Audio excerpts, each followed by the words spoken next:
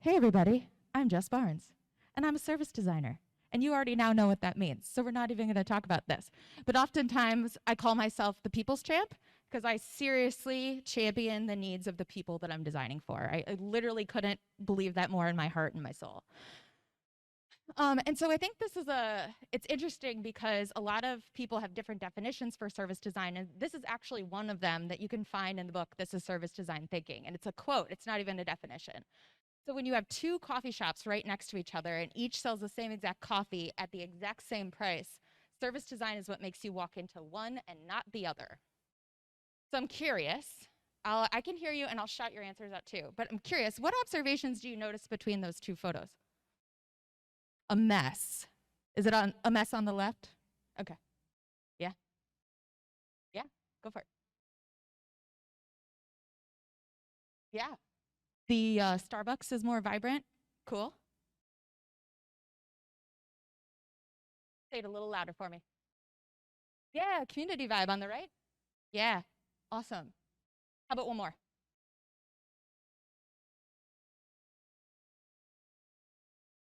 So this one's all about like the making process on the left. It's not even behind a curtain. There it is, right?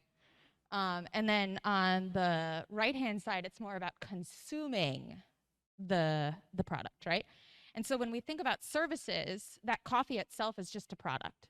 But when we think about a service, how can we create an experience around a product that helps our people, whether it's customers, clients, teammates, guests, if you're in hospitality, for example, how can we make their experience with our product more connected, holistic, and intentional? So Starbucks actually, and this is a pretty common example that we can all relate to, but it actually is a 5 sensory experience. So every single one of their stores smells the same. Have you ever thought about that? Like literally every single one smells the same, and that's by design. The music, also by design. Everything you can touch, see, feel, and think about is intentional on purpose because they're creating an experience for you. You probably don't have a coffee shop loyalty card at the gas station, but you probably have one at Starbucks or your local Lovelies. I'm a big fan of The Hobbyist and Noda, FYI. All right, so I'm going to tell you a quick story. So I mentioned earlier that I moved to Charlotte.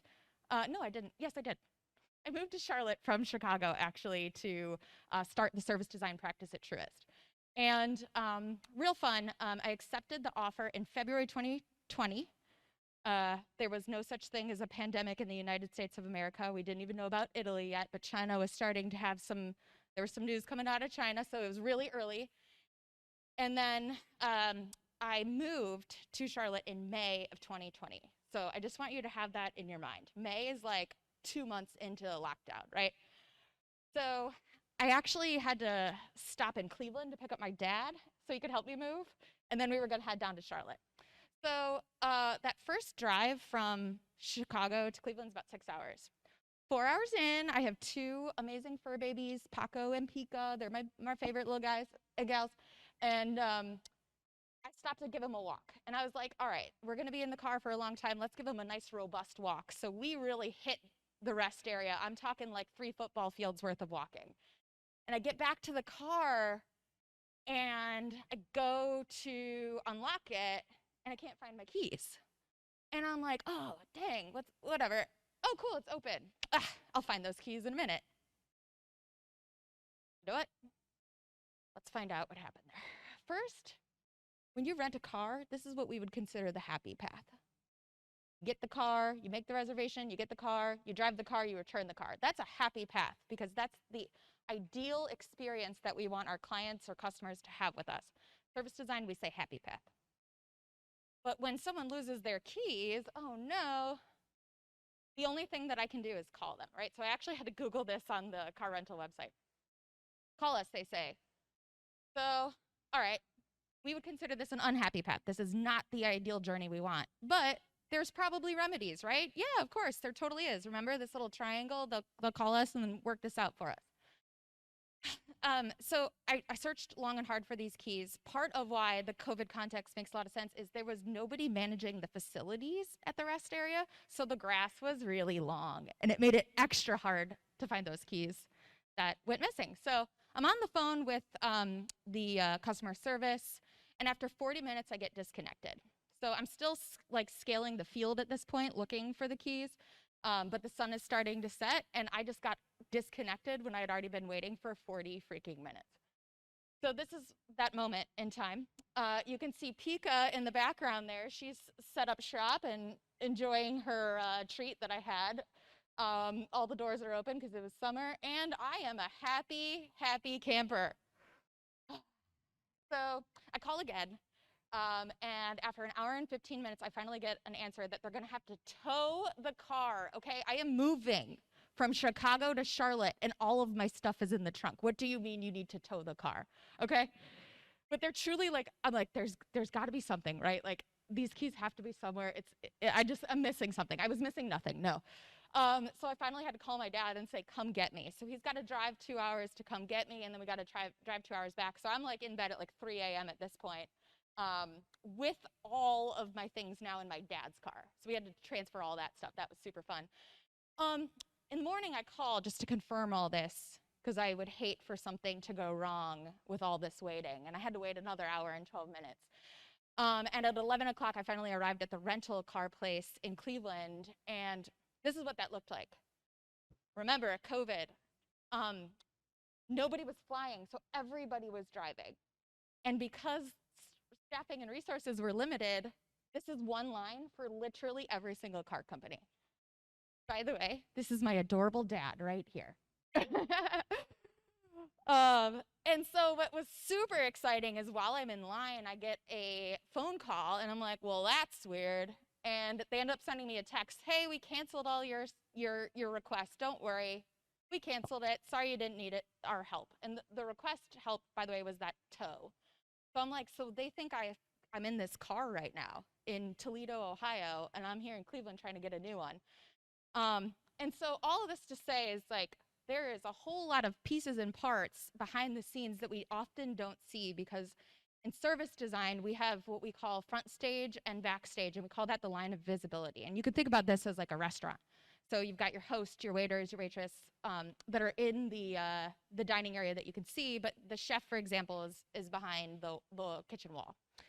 And so oftentimes we don't know how much triage is required just to complete one action just for us, right? And so as a result, there was a whole lot of pain experienced.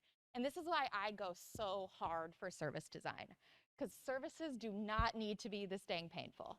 And so when it is painful, oh my gosh, it incenses me to no degree. And so I really just, it's my mission to make the experience that my clients, my teammates have as easy, enjoyable, and efficient as possible. I'm a big fan of alliteration and ease.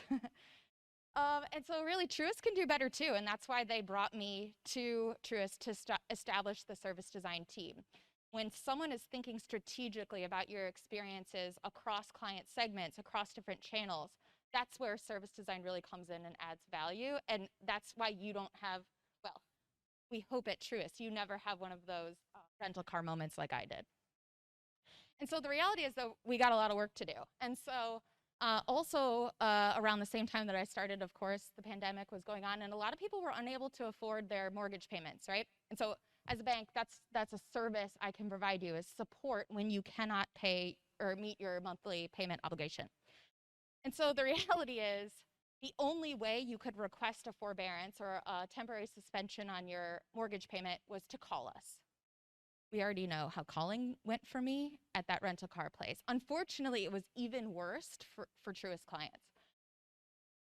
6 to 9 hours was typically how long those clients were waiting. Now let me just play that back for you. 6 to 9 hours. You're on the phone for 6 to 9 hours. Can anyone stay on the phone for 9 hours? Yeah, I certainly can't. Now let's, just for a second, if the call dropped or you got disconnected 4 hours in, you got to call back and start over. Okay, so we literally put our clients through this pain, and that's awful. Like, that is completely unacceptable. And so the reality is we quickly stood up a solution that we could digitally enable this action for our clients just through a simple email. And by the way, we were still sending them actual physical letters in the mail to inform them of this decision. So it was a simple, easy sort of Band-Aid, but then we also wanted to think about truly holistically as we think about transforming that actual client experience. The mortgage forbearance moment is just one piece of that client's experience. But if we think about end to end, the totality of what that means to keep and retain your home and the role that we play in our clients' lives that can add that kind of value, that's when we're really in the magic zone. So this is the moment, but when we think about that end-to-end journey, we're in the magic.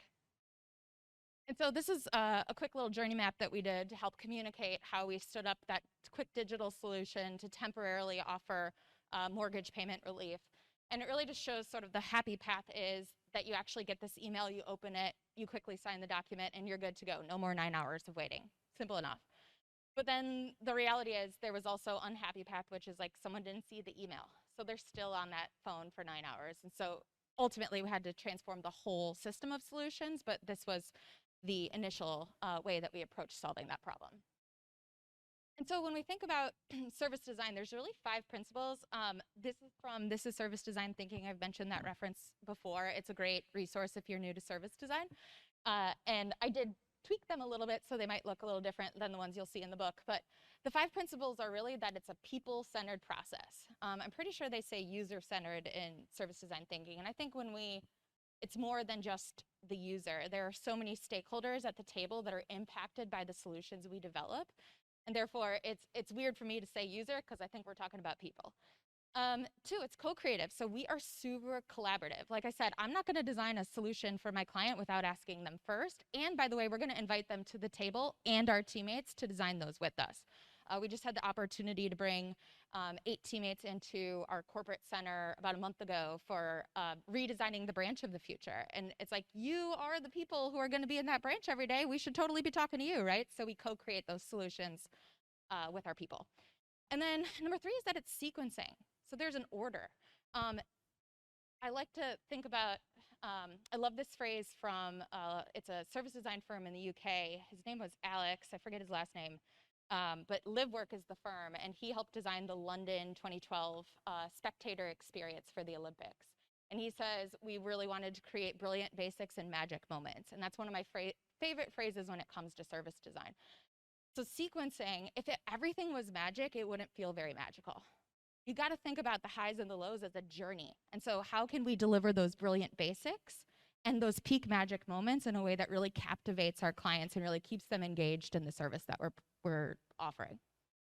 Number 4 is it's got to be tangible. So oftentimes you'll hear the word evidencing in service design. And what that means is when you experience a touch point or a moment with us and our brand, it creates a tangible outcome for you. And sometimes we can't always see those tangible outcomes, like you being able to keep your home.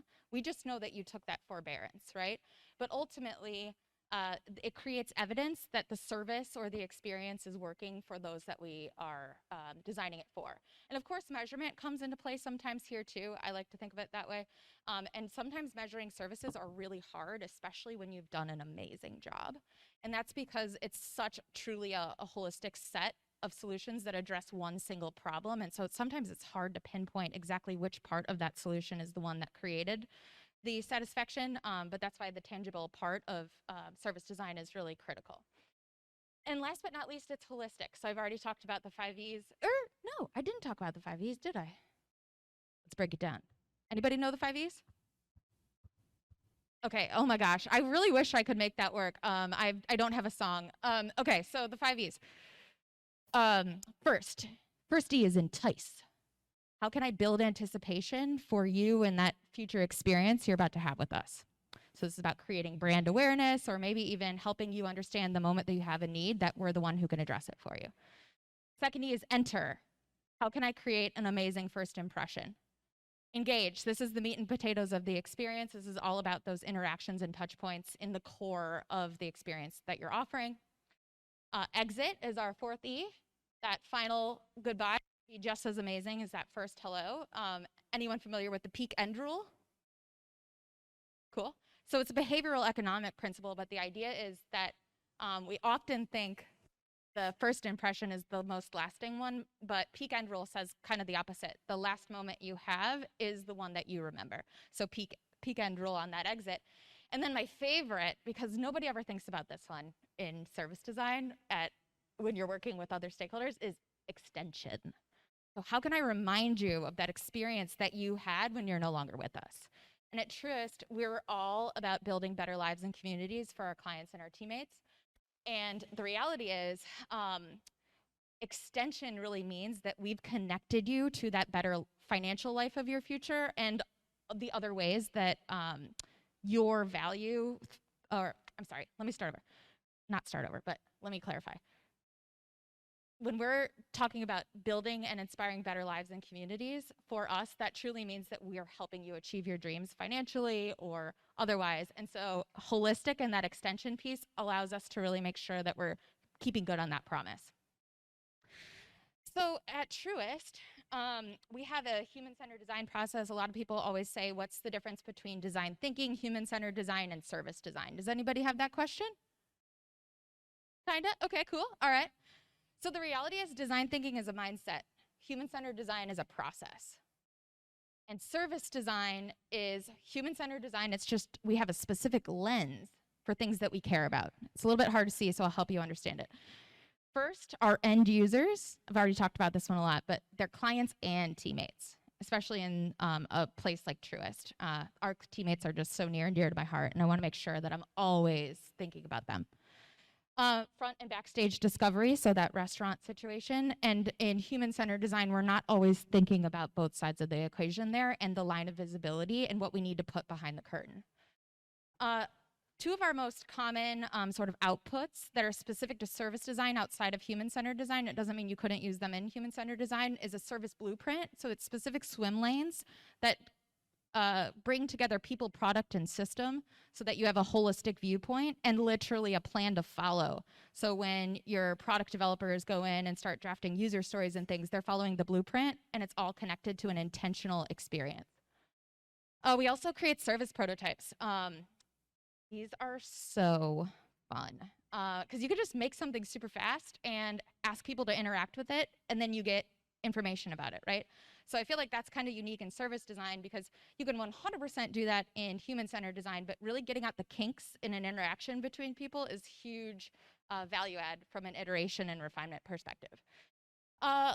We also have that we always test with clients and teammates. So we're not just testing our app usability style with only our clients. We want to make sure that this is usable for everybody at the equation. I don't know why people think we can ask our teammates to do like one whole job with just like 12 different systems. It's like, oh, don't worry, it's the teammate. How do you not think that that client isn't involved in the 12 systems on the other side of the fence? Do you know what I mean? They're like right there. So when you have to even like FedEx print and ship stuff, like if you have to go to the other computer, you as a client are following that person to the other computer, like on the other side of the counter, actually tangibly, you know? So I think that's an interesting one. And then last but not least is feedback loops. I said I love data. I really love data. And I especially love data when I've launched something and I can listen and see how it goes and then make it better for those people. And I really love creating little ambassador groups within a pilot or an experience so that we can use those teammates to co-create solutions and then follow up with them and say, now what do you think? Those are your ideas. How are we doing? What can we do to make it better? And I am almost done here. I got like maybe 2 slides left and about 2 minutes. So these are the partners that I work with on a daily basis. First and foremost, we have this role called a journey architect. And I like to say if a project manager and a product manager, the J and the D, just in case that wasn't super visible or audible, project and product manager had a baby, it would be a journey architect. We have strategic business partners that are making sure that the client journeys that we transform are aligned to strategic business goals. We also work with enterprise architects to make sure that they've got the plumbing down while we're thinking about the people side of the equation. And of course, my right hand folks are my researchers. I love my researchers. They're just the best. And then we also partner with product design, accessibility folks, operations, teammate enablement, and so on and so forth. And so what really makes service design, like, why should we care? Like, why should we do this in the first place? And I think the reality is when we're driving through this process, a human-centered process always will create better, more desirable outcomes, right? Because when you're designing, when you understand who you're designing for, you meet and address those needs. It gets rid of redundant or disparate, inconsistent touch points. So I can identify the ways that we're asking our clients to do 6 steps too many and say, it doesn't have to be that painful. Also creates a lot more consistency when you know that we may have a business client who also is a consumer client. So maybe I have an Etsy business. And the expectations that I think, maybe I've been a consumer client for like 5 years. So the expectations I have are around that consumer experience, but now I'm a new business client. And if that didn't look, feel, and act the same, that would feel really strange, right? Like, well, hold on, why? This looks nothing like the thing I've been using for 5 years. So it creates more consistency across. Definitely an internal alignment tool for sure. That blueprinting process is always a wonderful aha moment whenever we can review those. And it really increases the likelihood of adoption of your solutions because you already know that you're working, the context in which you're working in, which is why research is so, so critical. So it means that more people are going to want to adopt. Last but not least, we're hiring. I got a lot of open roles at all levels, so come talk to me. Thank you.